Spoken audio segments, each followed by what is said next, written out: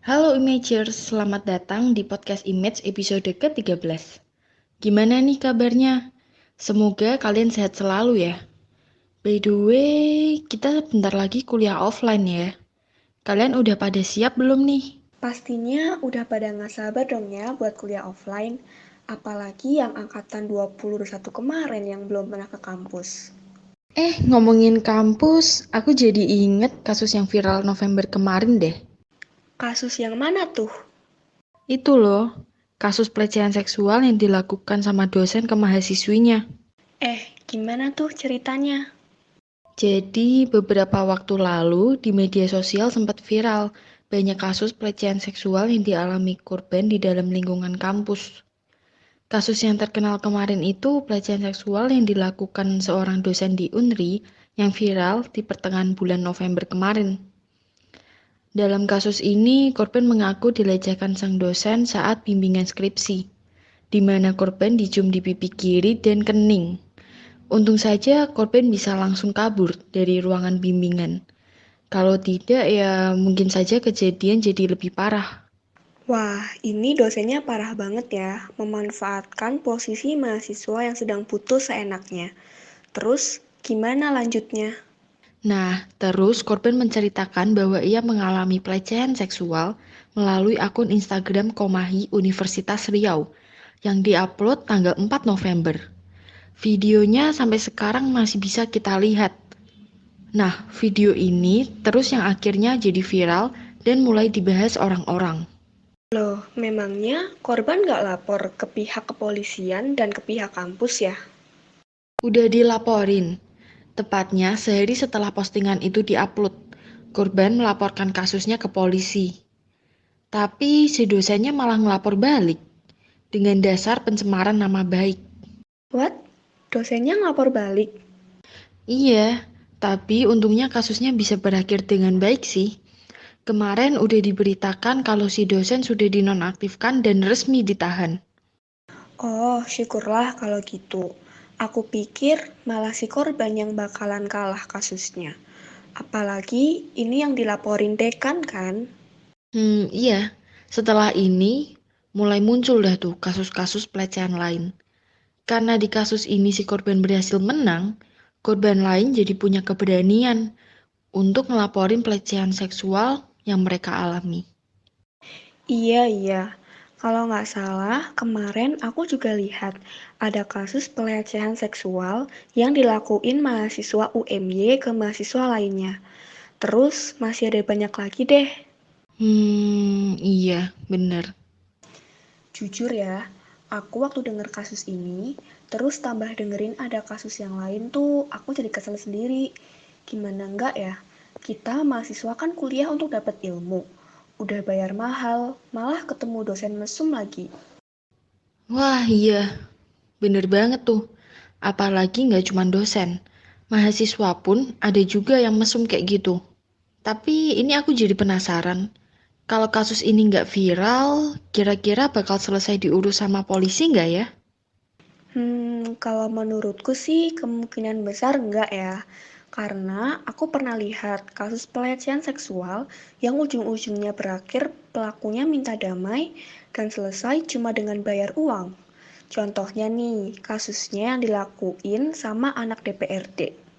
Widih, ternyata research juga. Iyalah, aku nggak mau jadi korban. Misalkan kamu atau temenmu itu jadi korban pelecehan seksual, menurutmu hukuman apa yang pantas buat mereka? Dan kalau misalkan di penjara, berapa lama? Kalau menurutku, hukuman untuk pelaku yang paling tepat yaitu drop out. Atau jika pelaku tersebut adalah dosen, maka hukuman yang pantas yaitu turun jabatan. Iya juga ya. Bahkan kalau di penjara pun 10 sampai 15 tahun karena tertuntut pidana berat, itu nggak bisa mengganti psikis dan mental korbannya kan? Karena kasihan banget yang jadi korban pelecehan seksual, apalagi sama dosen sendiri. Kalau di antara pertemananmu, pernah ada yang jadi korban nggak ya? Kalau di aku sih masih aman-aman aja. Sama sih, aku juga belum ada temenku yang ngalamin kayak gitu. Oke ya. Untunglah kalau di Atma Jaya belum ada. Tapi ini walaupun belum ada kasus, kita juga harus tetap waspada kan? Iya nih, kalau nggak salah, aku denger lewat media sosial. Kemendikbud membuat tim Satgas pencegahan kekerasan seksual di kampus. Jadi, nanti korban bisa melapor ke timnya kalau ada kejadian. Nah, itu ada pencegahan bagus dari pemerintah. By the way, itu tim Satgasnya dipilih siapa ya? Nanti kalau salah pilih orang, bukannya malah berdampak buruk. Setauku sih, tim Satgas itu dipilih oleh Kemendikbud. Jadi, udah ada proses seleksinya. Dan nanti isi dalam tim ada yang dari pihak kampus dan ada yang dari mahasiswa. Menurutmu, pembentukan tim PPKS ini efektif nggak ya untuk mengurangi angka kekerasan seksual di kampus? Kalau menurutku ya bisa menurunkan. Cuman memang datanya kan belum jelas.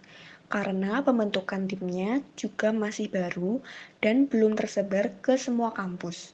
Tapi dengan adanya tim ini, korban jadi punya tempat yang bisa dipercaya untuk melaporkan kekerasan seksual yang dialaminya. Terus ini kan ada tim PPKS menangani laporan kekerasan seksual. Nah, kekerasan seksual kan juga ada yang secara virtual. Menurutmu perlu ditangani juga nggak ya? Ya ditangani juga lah, soalnya kekerasan virtual juga bisa memberi dampak psikologi yang buruk untuk korbannya. Contohnya aja ya, aku pernah dengar kasus dosen UNJ ngechat kata-kata sayang sama I love you ke mahasiswanya. Mahasiswanya pasti merasa nggak nyaman dong diperlakukan seperti itu sama dosennya. Cuman tentu nanti mungkin penanganannya tidak seberat kekerasan seksual secara fisik. Setuju. Tapi di UAJY belum ada tim Satgas Pencegahan Pelecehan Seksual kan? Iya, belum ada. Tapi ya, masa kita harus nunggu sampai ada kasus dulu, terus baru bikin tim satgasnya? Iya sih, ada benernya. Ya, kita berharap aja semoga di UAJY tidak ada kasus seperti kasus yang kita bahas tadi. Tapi ya, kita juga berharap semoga UAJY juga membentuk tim Satgas ini. Karena pelecehan seksual ini bisa terjadi di mana dan kapan saja. Semoga juga pemerintah, terutama Kemendikbud, bisa bekerja sama dengan baik bersama kampus-kampus di seluruh Indonesia untuk memerangi kekerasan seksual di kampus. Oke, sekian podcast hari ini. Semoga kalian enjoy dengerin kita berdua ya. Sampai ketemu di podcast Image episode selanjutnya. Dadah!